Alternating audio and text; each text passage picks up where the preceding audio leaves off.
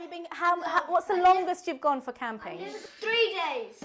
2 weeks. Imagine that your camping trip wasn't in one place. You were camping across different countries across Europe, and nobody likes you. Calm down, guys. Calm down. I don't want to be the bad. Everybody take a deep breath.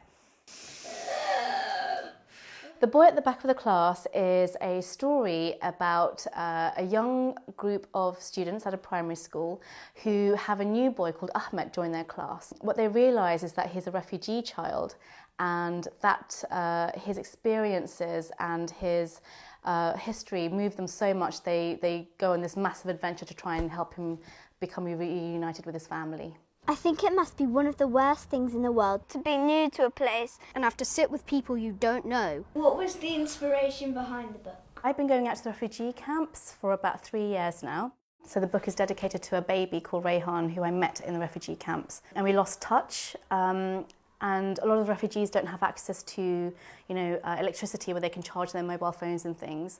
Children are not only are they capable of handling the story and the concept of a refugee crisis, but they're really eager to learn about it. What games do you play in the refugee camp?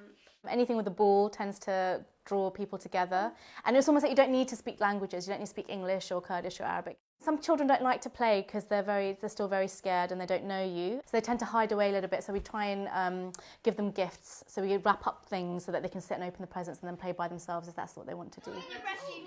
And I have long said this, I think there should be a happy channel where we have these stories being brought out to us, because it needs to counteract what we're seeing on the news and all the depressing stories. We need to have the happy stories as well, because that's what's keeping people alive and that's what's keeping the refugees alive.